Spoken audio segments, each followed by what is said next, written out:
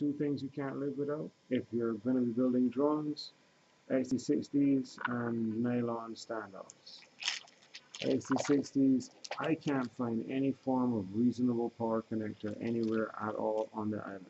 If anyone knows in Barbados a place that I can find a JST connectors for power, xt60s, T-plug, anything, anything at all that remotely resembles a hobby electronic part, please let me know.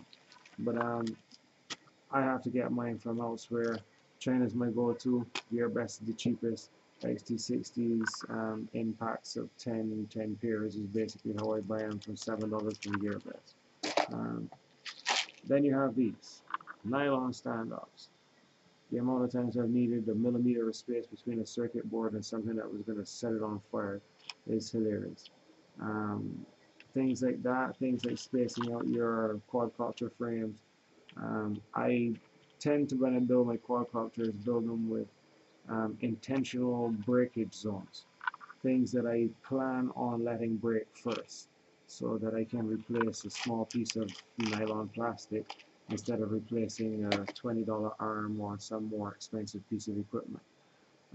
That's it. I'll leave some links below so you can get yours too. Gearbest.com. Cheers.